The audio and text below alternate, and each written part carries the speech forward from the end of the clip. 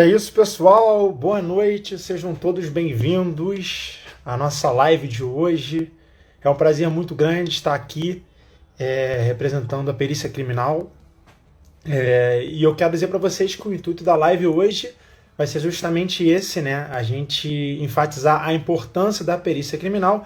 Antes de a gente dar prosseguimento, eu quero que vocês digam para mim de onde vocês falam. Vocês falam de Santa Catarina, Rio de Janeiro, São Paulo, se tem alguém falando aí de fora do país. Fala para mim aí, de onde vocês são, de onde vocês estão falando. Tem muita gente do Rio aí, de São Paulo. Vamos lá. A galera tá começando a chegar aí. Sejam todos muito bem-vindos.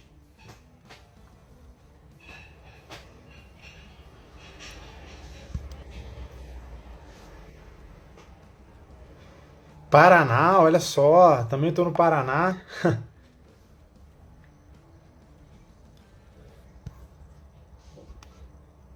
Já já a gente vai chamar a nossa convidada aqui, a nossa perita criminal Denise Rivera. Antes de eu chamar ela, eu queria dizer para vocês que essa live aqui, né, apesar de a gente falar sobre o caso do menino Henry, ela tem o intuito, na verdade, pessoal, de a gente mostrar a importância da perícia criminal, né, de vocês entenderem como que a perícia criminal fez parte desse processo e vocês colocarem na cabeça que a perícia criminal ela é importante não só nesse crime, mas qualquer outro crime, né? Então vou botar o título da live hoje aqui de Caso Henry, um olhar da perícia criminal, tá? Inclusive eu quero deixar os parabéns a todos os peritos envolvidos no processo, perito legista, perito criminal, tá? Queria parabenizar o auxiliar de necrópsia, técnico de necrópsia que participaram da necrópsia, a todos os investigadores, inspetores, delegados, a todo mundo da Polícia Civil que está fazendo um excepcional trabalho e só nos deixa muito orgulhosos, tá bom? Vamos chamar a Denise aqui para entrar, vamos ver se ela já está aqui. Espera aí. Calma aí, vamos chamar ela aqui. Acho que o convite foi. Boa noite, doutora Denise Rivera. Tudo bom? Como é que vai, meu amigo Lameirão? Tudo bem, graças a Deus. Na medida do possível, esse momento que a gente está passando atualmente no mundo, né? Estamos todos, cada dia uma vitória. Eu queria dizer que estou muito feliz e honrado de poder estar aqui ao seu lado hoje, falando não só sobre esse caso, como eu falei, mas falando da perícia criminal como um todo, né? E é triste em si, infelizmente, né? Mas é muito importante para a gente entender a importância da perícia, tá? Com certeza, com certeza. Bom, me ouve bem? Todo mundo consegue me ouvir? Eu estou te ouvindo bem, muito bem. Inclusive, gostaria de pedir antes de mais nada, porque tem muita gente que ainda não conhece a senhora, se a senhora poderia se apresentar para a gente um pouquinho. Claro. Não, senhora, por favor, Lameirão. Mas vamos lá. É o respeito, desculpa. Eu sei, eu sei. Eu sei que eu fui tua professora, né? Aí fica sempre uma... Não, na verdade, a senhora não é nem questão da idade em si, mas do respeito e admiração que eu tenho, né? A gente fica sem jeito de chamar de você. Mas somos colegas, né? Sim. Bom, quem não me conhece, meu nome é Denise Rivera. Eu tenho 30 anos, mais de 30 anos de experiência na perícia criminal. Né? Já fui... sou conhecida assim nacionalmente, porque sempre atuei muito em prol da perícia, né? Levando os conhecimentos que nós temos de perícia, a importância que a perícia tem para que o caso possa ser elucidado, né? E eu posso dizer que a perícia, ela apaixona a gente, né? Você nunca mais tem um olhar que não seja de um perito. Depois que você entra e começa a atuar como perito, você não consegue enxergar mais as coisas como uma pessoa normal, né? Vou dizer assim, não é? Com certeza. Não é? Com certeza. Mesmo? E eu digo assim, como eu me especializei em documentoscopia, eu até sempre brinquei disso, assim, o pensamento, você está na rua e aí você vê alguém pagando com uma nota falsa. Você fala, peraí, esse dinheiro é falso. Sim, Quer dizer, você está viajando, passeando, e mesmo assim você acaba exercendo aquilo que você tá, né, que você faz no seu dia a dia, né? Então, eu acho que é muito importante a gente divulgar o trabalho da perícia e a gente dizer que, quando a gente fala assim, olha, é um caso bonito, tá? Ele é um caso bonito porque a gente mostra o quanto nós conseguimos usar a ciência para provar de uma forma técnica o que aconteceu. Sempre é muito difícil, mas nós temos que conseguir separar, né, a emoção da técnica. E é isso que o perito faz. Isso é uma coisa importante, porque quando tem muita gente que pensa assim, como é que eu vou trabalhar e ver cadáver, né? Só que o cadáver, quando você está ali fazendo a perícia, você fica focado que tudo que você conseguir levantar, ele vai ser muito importante para que aquele crime possa ser elucidado. Então, isso nos leva a trabalhar de uma forma que alguns falam, isso é uma frieza. Você não é uma pessoa fria, você é uma pessoa que sabe separar,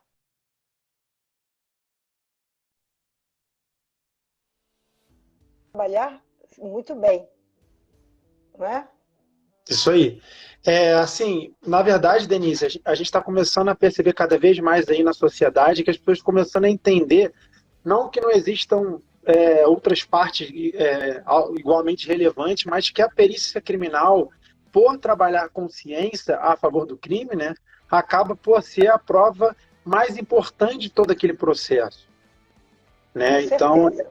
é isso que eu venho fazendo nas redes sociais há alguns anos, é isso que a gente está fazendo aqui hoje, é isso que você tem feito aí nesses 30 anos de carreira, que é justamente tentar mostrar a importância da perícia criminal, que no caso que a gente vai falar daqui hoje, mais uma vez, né, o pessoal que está assistindo a gente aí pode refletir um pouco aí em casa, os últimos casos de repercussão que vocês observaram, ver se todos eles não é a prova material ali que cravou exatamente e deu a base para os operadores de direito julgarem adequadamente aquele caso, né? Eu estou vendo aqui vários colegas nossos, né, que estão participando, tá? A Cláudia entrou agora, a Daniele, tem vários colegas que estão acompanhando.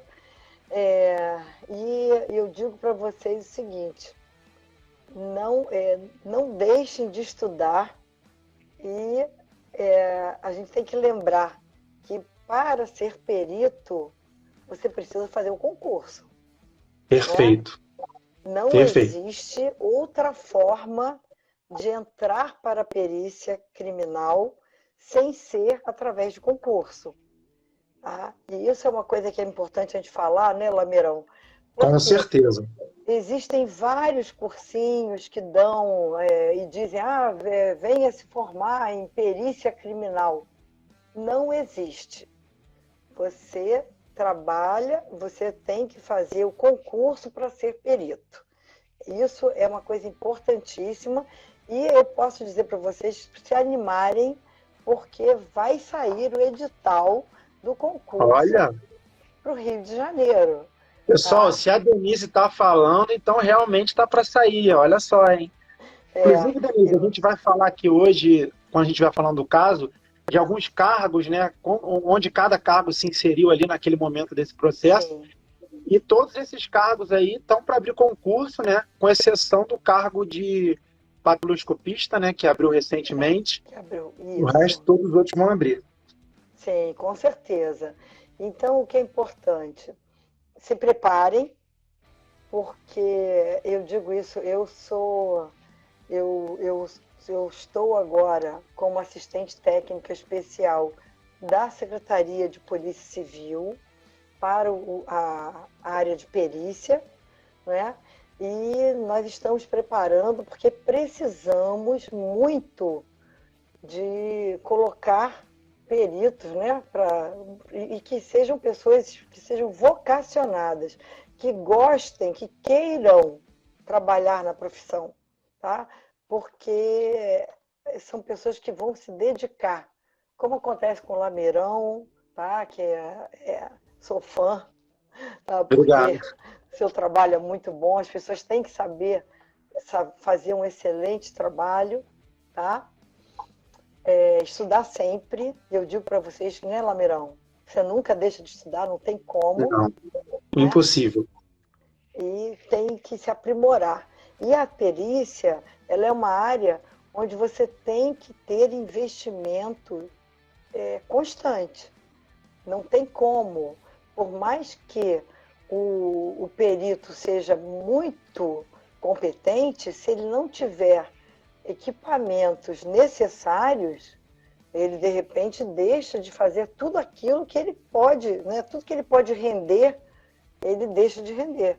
Então, Inclusive, Denise, se a gente olhar os gráficos dos países com crimes mais elucidados, né, pelo mundo, são os países com mais investimento na polícia científica, que tem uma polícia científica forte. com certeza, com certeza. Isso aí é importantíssimo. Então, eu acho que... e a gente fala, não é à toa que se diz que a perícia é a rainha das provas, não é? A gente sabe Exatamente. disso. Meu Rogério está pedindo para você mostrar ali, Lamena. Depois você mostra que ela aqui, todo mundo é fã dela, né? Infelizmente não vou Você poder não está com mostrar ela, ali. né? Eu estou no Paraná. Você está no Paraná. Mas ela deve estar acompanhando lá do Rio a live. Vejam ali. Com certeza. Então, olha só. O que a gente pode falar? Que vai ter o próximo concurso, né? Eu já disse que é importante, né? Aqui, ali tem muito mais seguidores do que eu, viu? Porque ela é uma fofa, com certeza. Né? Eu acho que nesse caso, é claro que a perícia, a gente tem que explicar que todo mundo, que a perícia, ela sempre ela tem que ser acionada. Né? A perícia, o perito não chega no lugar e diz assim, o que aconteceu aí? Teve alguma coisa? Deixa eu ver o que é. Isso não existe. Sim. Né? As pessoas têm que ficar bem cientes de que a perícia ela tem que ser acionada durante uma investigação. Então, a autoridade policial, quando ela está investigando algum fato que deixou um vestígio, algum crime que deixou um vestígio, a perícia ela é chamada. Né? Então a gente pode já começar num paralelo aqui, Denise, em relação a esse caso aí que a gente vai falar hoje, que a primeira coisa que as pessoas estão acostumadas a ver, o que não aconteceu, foi a perícia de local de crime. Aconteceu, mas ela não aconteceu como o que é o normal. O normal você ter o crime não aconteceu e ter o local. Do aviso, o cadáver no local, o perito criminal até o local, nesse sentido. Isso aí. Nesse sentido. O que aconteceu foi que a criança foi levada para o hospital, já sem vida, e no hospital, é claro que os médicos tentaram reanimar essa criança, mas ela já estava, que a gente pode falar pelo laudo, né? Que você já tinha, ela não tinha vida e nem foi reanimada. E aí o que aconteceu? No hospital, os médicos não se sentiram seguros de dar a declaração de óbito.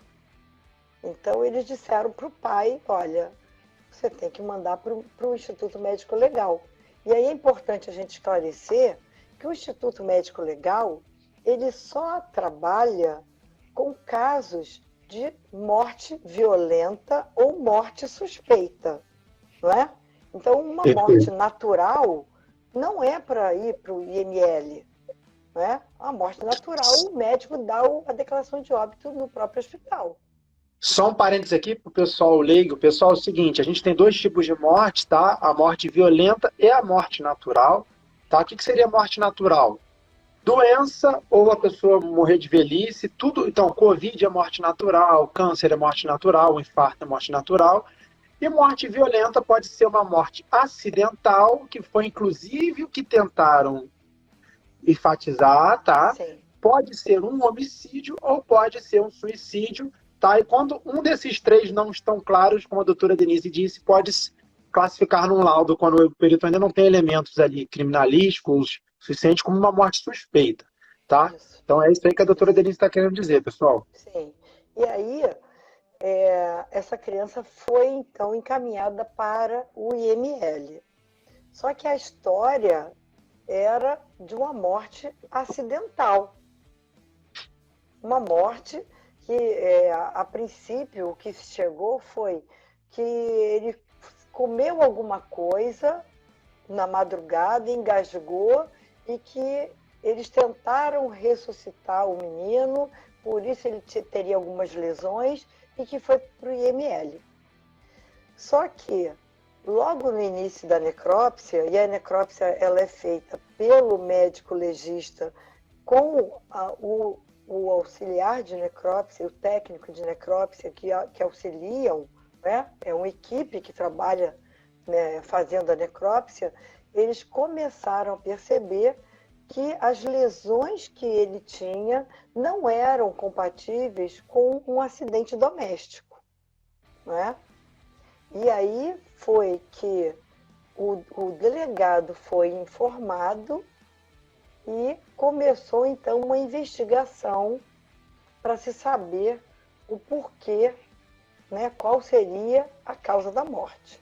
E aí sim o delegado acionou a perícia para fazer o primeiro exame de local no apartamento, que foi feito só na manhã seguinte, porque a necrópsia demorou, né?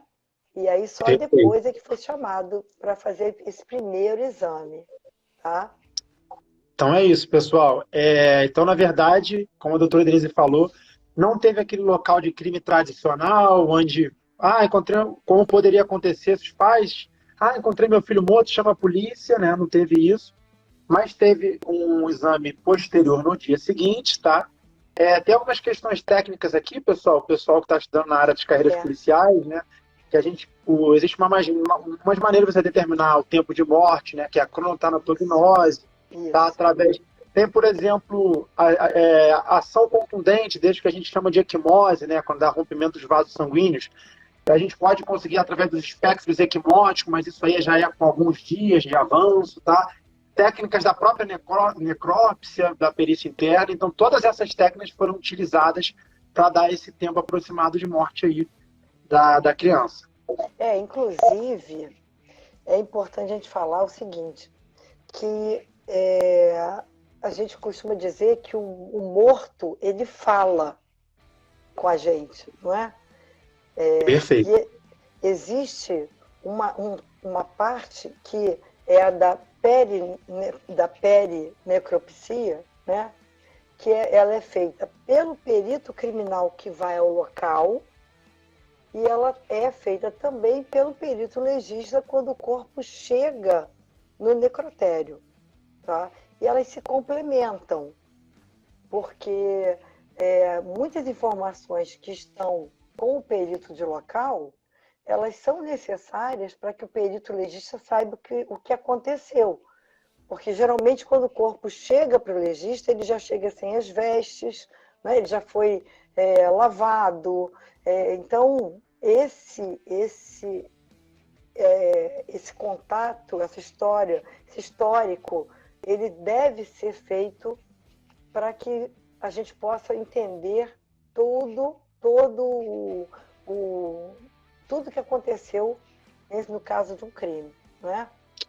Exatamente. Nesse caso, como só teve o trabalho do legista, né, a gente chama que o perito criminal faz a perinecroscopia, né, no local de crime. Aí tem a rigidez cadavérica, né? Tem até a questão dos livores de hipóstase, que foram até citados na perícia de áudio e imagem, né, doutora? Se você quiser falar um Sim, pouco, essa sim. observação da famosa imagem do elevador, né? A imagem do elevador, primeiro eu explicar uma coisa. Esse laudo que foi feito de reprodução simulada, ele foi feito tanto com os peritos legistas e com os peritos criminais, que foram juntos para o local, para o apartamento. E aí o que aconteceu? O casal não foi. Então eles tiveram que utilizar os depoimentos da Monique, da mãe, e do padrasto. E a reprodução é feita justamente para verificar se o que eles estão falando é possível e quais as hipóteses que são possíveis, levando em consideração todas as características do local. Né? E aí... Pessoal, só para o pessoal entender, a reprodução simulada é exatamente isso, né? A gente vai pegar testemunhos, né? A pessoa não é obrigada, né, doutora, a testemunhar se ela não quiser, tá? A gente vai pegar os testemunhos que tem e vai confrontar esses testemunhos com a noção das ciências forenses que a gente tem, né, com conhecimento, e com os elementos materiais envolvidos no processo, o laudo de necrópsia, o laudo de local de crime, quando tem, né? Então você vai confrontar esse depoimento com esses laudos, né? E também, logicamente, se é fisicamente possível, né, ou biologicamente possível acontecer aquilo. E esse foi o trabalho realizado, né, doutora? Que foi inclusive com peritos criminais e legistas, né? Sim, foi. E aí o que acontece? Quando foi examinada aquela imagem do casal socorrendo o menino no elevador, foi possível, os legistas, os peritos legistas, aí me perguntaram aqui qual era a diferença entre médico legista e perito legista. Na verdade, é porque o perito legista, ele não é apenas o médico. Nós temos outras profissões que podem ser peritos legistas. Nós temos os farmacêuticos, que vão trabalhar mais na área da toxicologia, né? Nós temos os biomédicos, nós temos os dentistas, que trabalham na parte da antropologia, na parte da identificação também pela arcada dentária, não é? Então, quando nós falamos do médico legista, é porque a gente quer dizer que foi o médico que fez, não é? No caso, que participou dessa reprodução simulada. E aí o que acontece? Aquela imagem, que a gente pode até dizer, né, que assim, você pode dizer que foi a máscara da morte, não é? Para que todos entendam, ele tinha todas as características que são aqueles fenômenos abióticos que são imediatos, falando mais tecnicamente. Tá? Isso aí. Ele tinha todas as características de uma morte recente. Não é? Então, os peritos legistas puderam calcular que ele tinha, no máximo, 2 horas de morto. Né? Por aí. Isso aí. Inclusive, me corrija se eu estiver errado, doutora, eles citam no laudo da lividez, né? Sim. Isso acontece, pessoal, que o famoso livor de hipóstase, né, devido à ação da força gravitacional, o sangue desce para as regiões mais inferiores, né, a favor da força, e aí fica com esse aspecto que a gente chama de aspecto lívido, né? A lividez, que é o aspecto branco-estado. Mas nesse caso também, Lameirão, ele tinha uma hemorragia interna. Então ele também estava, no caso, ele teve um choque hipovolêmico, né? Quer dizer, ele perdeu muito sangue, então ele estava lívido também pela hemorragia. Acelerou esse processo, perfeito. Esse processo, né? Sim, perfeito. Aqui estão perguntando se o médico plantonista tivesse assinado como morte natural, não teria investigação? Não. Agora, é lógico que eles trabalharam muito bem e eles viram, né, que ninguém iria assinar um caso daquele, porque uma criança de 4 anos, pelo histórico de que caiu da cama, né, seria uma coisa muito estranha. Então, eles Certeza. acharam, né, tiveram o cuidado de encaminhar para o IML. Tá? E o que a gente vê naquela imagem do elevador é que ele não tem tônus muscular, ele está completamente em flacidez. Ele está lívido, você vê que ele tem os olhos vidrados, né? E aí os legistas puderam afirmar que ali ele já estava morto.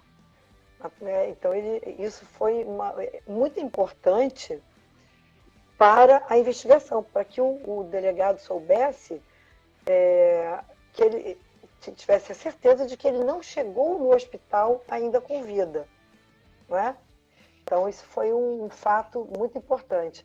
Depois, os peritos criminais, eles fizeram um excelente trabalho também, porque eles conseguiram determinar que não havia a menor chance da criança ter caído da cama, ou de uma poltrona que tinha encostado à cama, ou de uma prateleira que tinha acima da cama. Então, em nenhum desses casos, eles teriam, eles conseguiriam, nenhuma dessas quedas conseguiria causar aquelas lesões que ele tinha, que eram lesões de alto impacto, entende? Pessoal, essa informação agora que a doutora Denise passou, isso foi constatado justamente, como ela tinha dito anteriormente, no laudo de reprodução simulada, na ocasião da realização da reprodução simulada, em que são simulados esses fatos. A gente viu, por exemplo, há muitos anos atrás, no caso da Isabela Nardoni, né, pegaram lá o formato do boneco, botaram na janela para tentar. Então foi feito exatamente a mesma coisa, Isso. mas, no entanto, com as condições do caso do menino Henri, né? Sim, sim, os bombeiros, a gente, como eu disse, foi uma força-tarefa, tá? Os bombeiros, eles emprestaram um boneco que tinha a altura e o peso do menino, para que pudessem ser feitos todos os testes. É claro que foi uma equipe e a investigação foi também não foi incessante, foi um trabalho incessante, tanto do delegado, dos inspetores, como dos peritos que trabalharam direto, foi 24 por 7, não tinha como parar até que nós tivéssemos todas as provas, né? E isso É foi um muito trabalho da importante. Polícia Civil que nos deixa com orgulho, assim, aquela vibração, né? E a gente sabe que foi um trabalho em conjunto excepcional de todos os cargos da polícia, mas é um caso que coloca em destaque, talvez assim, a união de vários peritos, tanto legista, criminal, auxiliar de Sim, necrópsia, sim, várias perícias, né? sim, Que trabalhando conjuntamente, que tornou o fechamento assim, quase 100%, né? A gente podemos dizer assim, né? sim.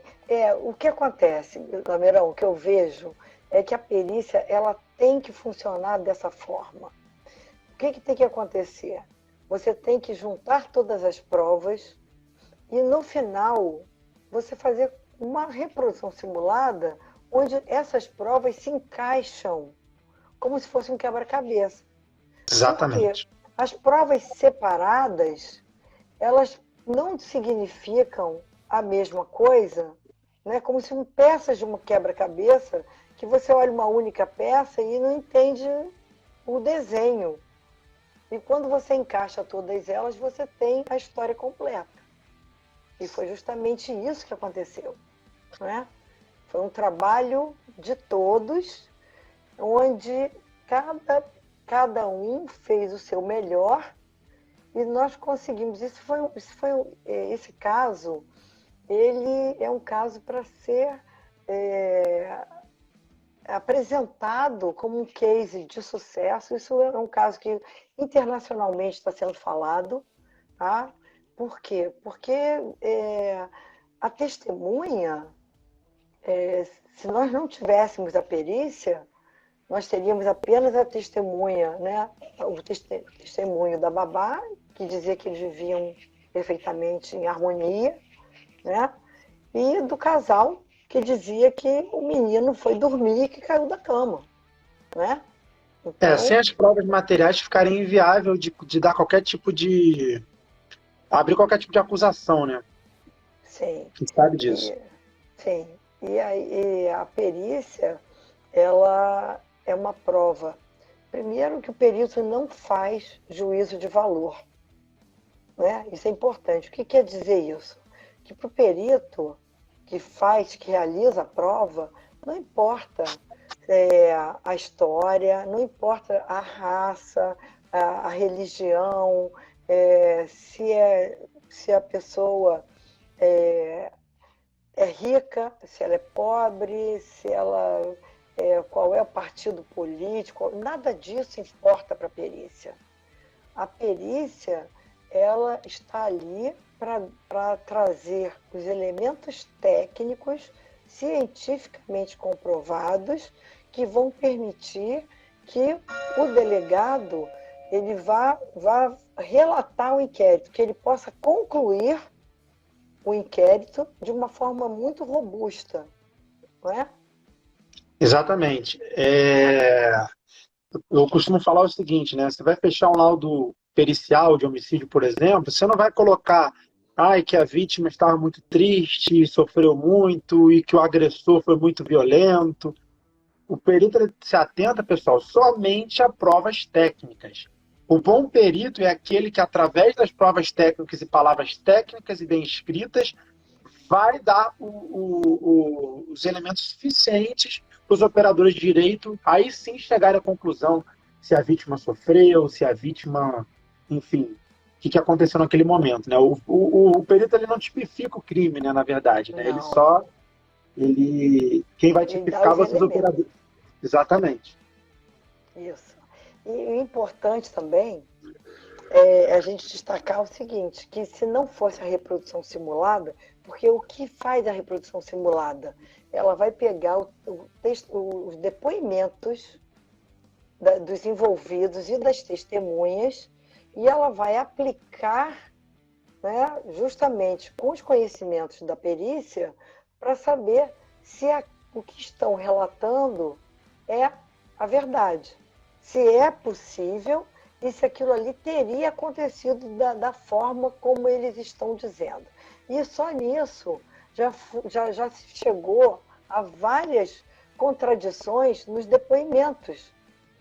Então, por ali, o delegado já viu também que os depoimentos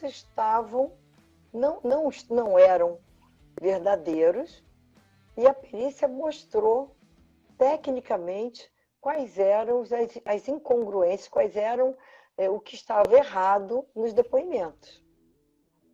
Exatamente.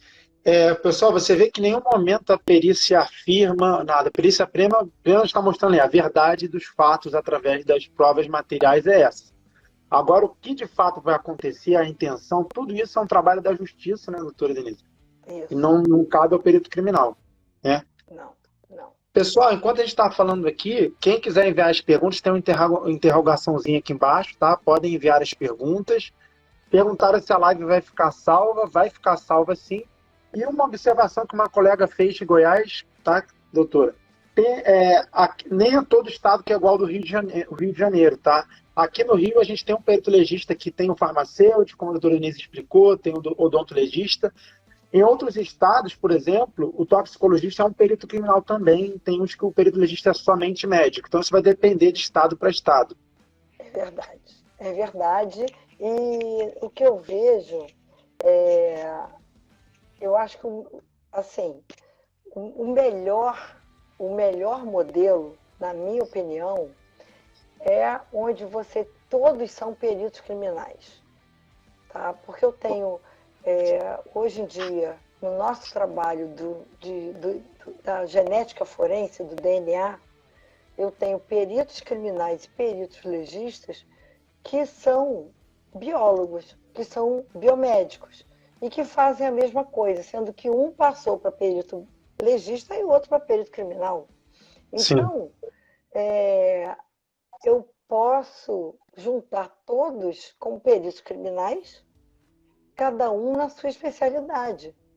A gente pode ter um único laboratório que vai trabalhar tanto para a perícia, né, no caso Sim. criminal, como para a perícia médico legal.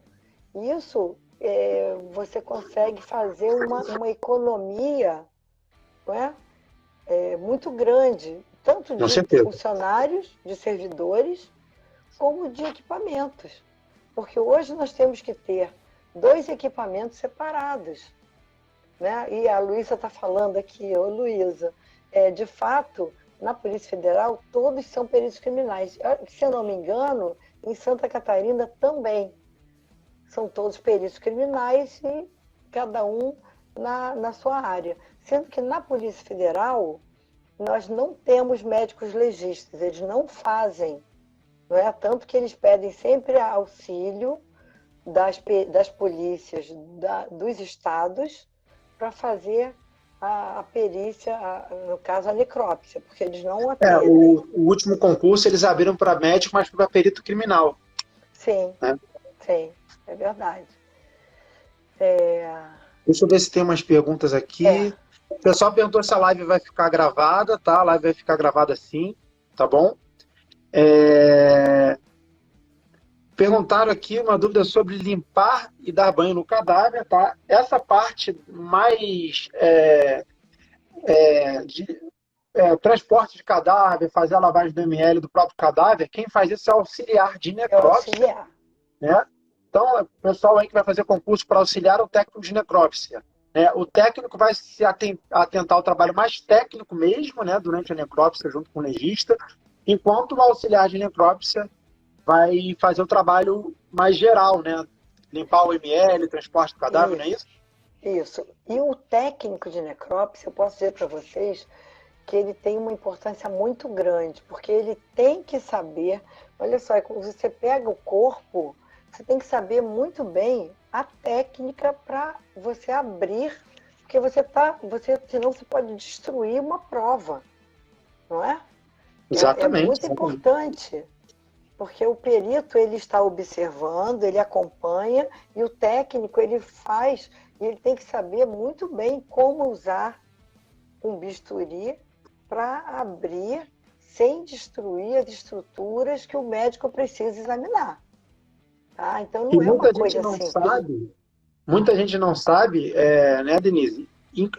Para todo esse aprendizado para fazer esse trabalho com excelência é feito durante a Cadepol, então você não precisa ter nenhum estudo para isso, não precisa ser formado em necrópsia forense, nem nada. Tá? A única exigência é o técnico de necrópsia, você tem ensino médio. Muita gente tem essa dúvida nas minhas redes sociais, preciso ter um técnico? Não. Tudo que você precisa aprender será ensinado na Cadepol, tá? Sim, mas existem alguns cursos de técnicos que eu acho até muito interessantes, e a gente até tem estudado como fazer, de repente, estágios para que as pessoas possam aprender trabalhando, né? Fazendo, de fato, auxiliando na Vou até fazer uma propagandazinha rápida aqui. Inclusive, a gente tem um curso nos EUS, que vai ser feito por uma amiga minha, Milena, que é formada na área de necropsia forense, que vai ser um curso teórico, pessoal que está entrando nas carreiras policiais, conhecer como é que funciona uma necrópsia, para ver se realmente é importante, né, Denise? Sim, você vê isso mesmo, né? Se eu quero... Você vai querer. Exatamente. Tá? Então, quem tiver interessado, só no link na bio ou no meu Instagram, Pedro Lameron, ou do Geo Científico. Tá? Sim. Aí aqui, olha, a Edvânia perguntou se quando o local não é preservado, tá? De fato, é muito importante a preservação do local. Não é? Lameirão faz local e sabe disso. É fundamental. Porque se você chega no local e todo mundo já virou o cadáver, já tirou o que estava perto, se você não sabe mais quantos quantos projetis, quer dizer, quantos estojos foram deflagrados que estão lá pelo chão. Isso tudo pode atrapalhar e pode dificultar o trabalho do perito. Inclusive numa reprodução simulada posteriormente, porque você não vai ter os elementos, né, para chegar a alguma conclusão. Sim. Então, é Quem muito importante.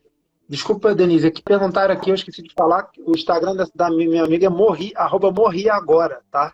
É da Milena, tá? Quem tiver interessado. Vamos ver aqui mais perguntas. Já puseram aqui, morri agora. Os peritos que trabalham em cena de crime, pode trabalhar em laboratório?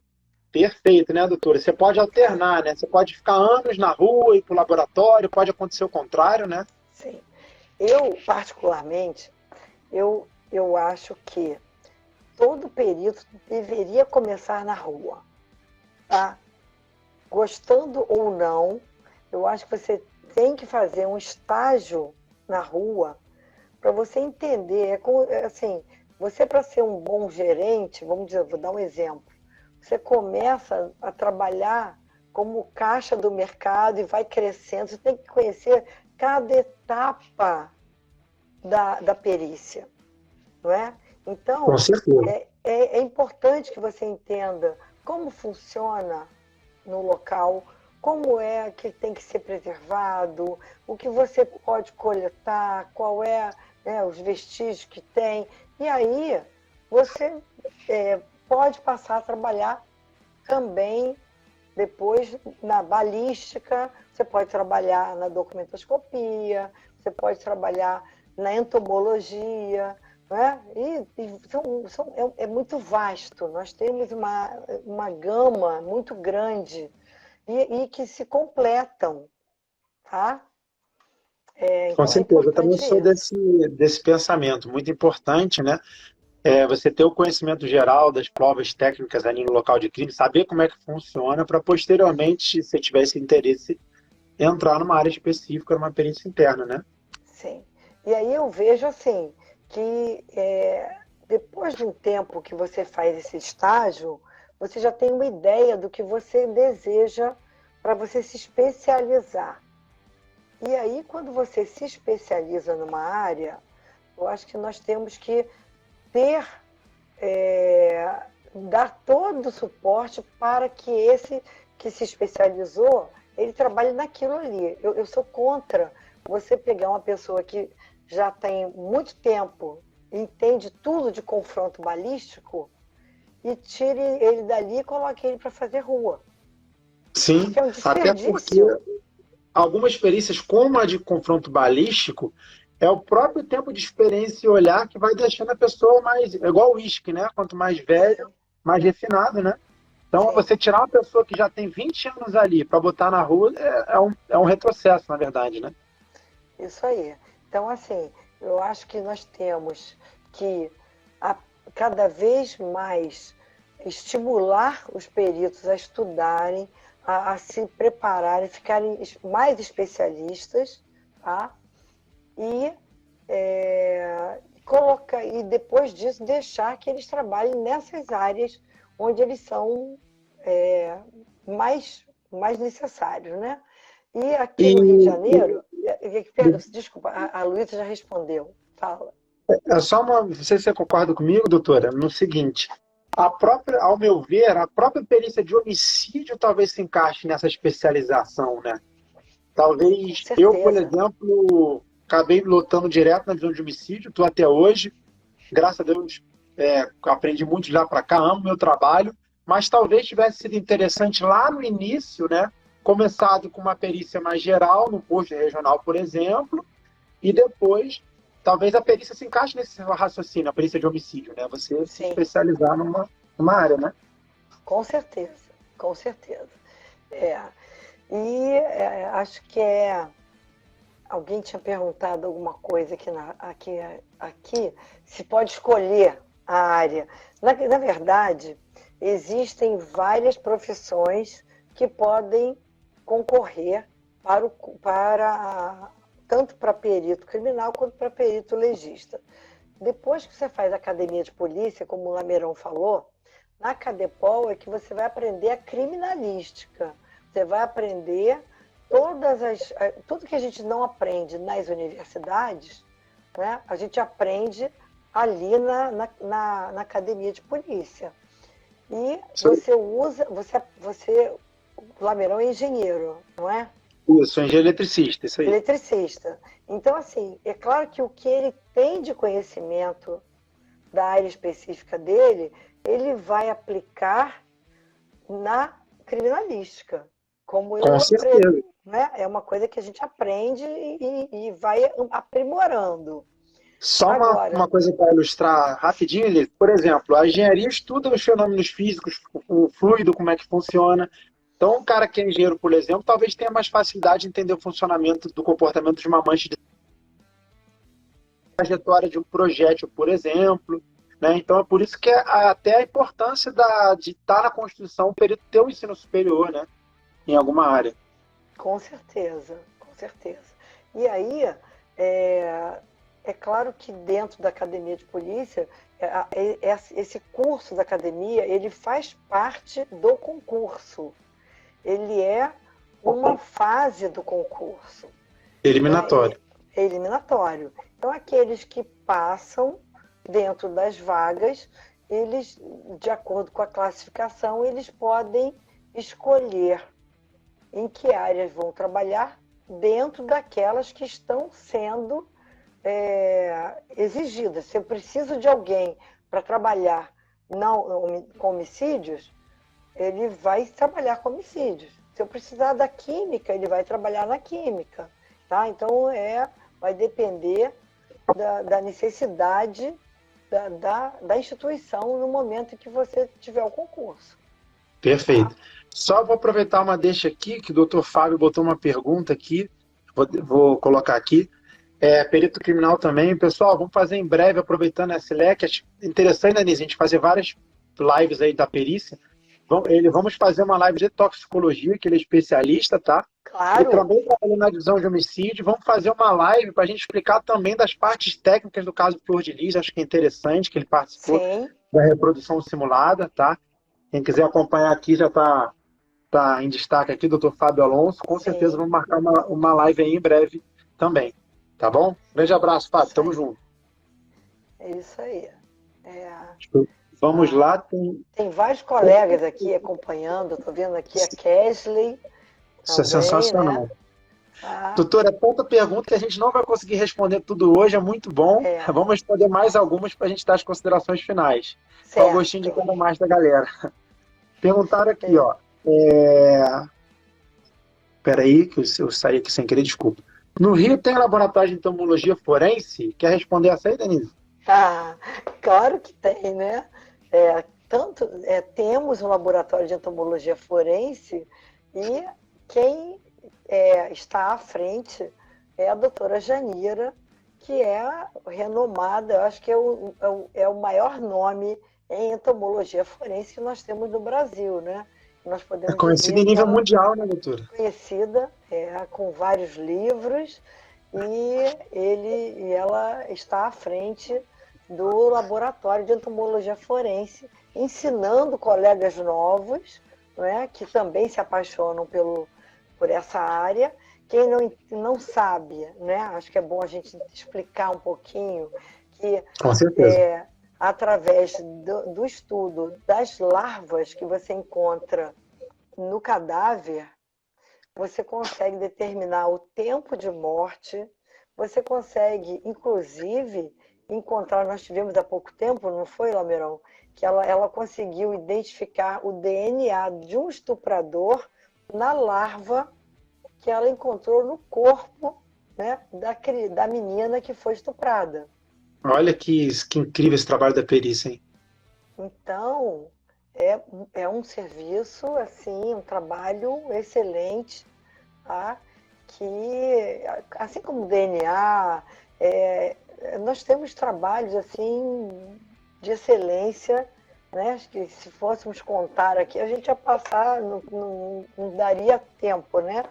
Mas a gente tem um trabalho muito bom e temos colegas de muita experiência e de renome, tá? Isso aí é muito bacana. Tem uns casos assim que até recentemente eu fiz uma live com o Ricardo Local Preservado, que é um perito de homicídio lá de São Paulo, né? Ele também pegou num caso de estupro, DNA de contato, né, na corda que ele usou para estrangular a vítima, né? Então, assim, o CSI existe e tem no Brasil, né, Denise? Existe.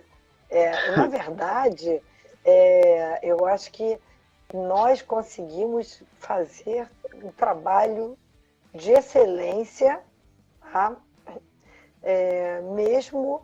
E agora vamos fazer mais ainda, porque eu posso adiantar que tanto o governador como o secretário de Polícia Civil, eles já estão comprometidos em melhorar e muito a parte de dar mais, colocar mais, como eu posso falar, meu Deus, colocar mais Investimento, investimentos na área de. esforços, né, na parte de Sim, perícia, sim. sim, nós temos. Colocar um olhar mais atento, né? Um olhar mais na Colocar a perícia, perícia no lugar que ela tem, que né, tem que de ela direito, tem de de merecimento, direito, né? sim. E isso só fortalece cada vez mais a investigação e a própria Polícia Civil, né? Porque nós estamos aqui para desvendar os crimes, né?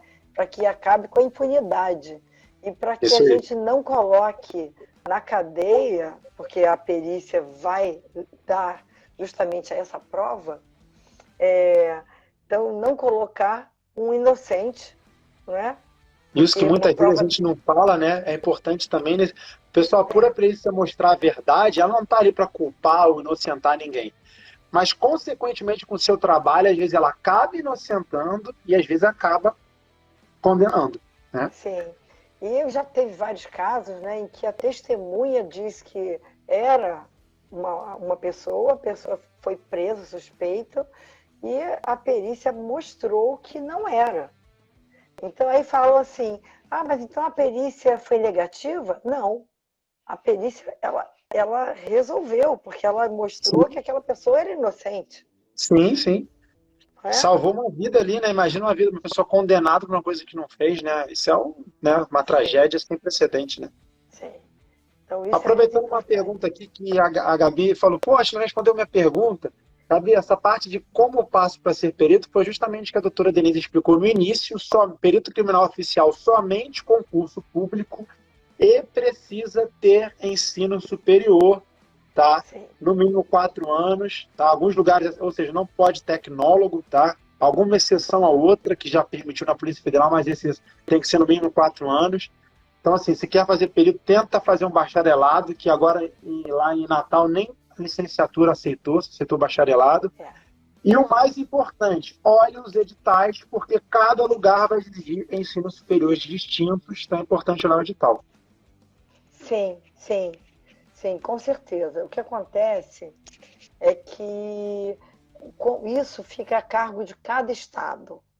Então, eu posso dizer quais são as carreiras que são necessárias no Rio de Janeiro. Isso Mas aí. no Rio Grande do Sul são outras.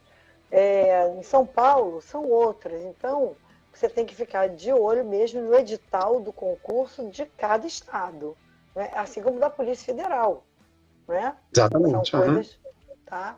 E somente com concurso público você vai se tornar um perito criminal ou um Não perito esqueçam disso, legista. pessoal. O pessoal perguntou aqui, ó.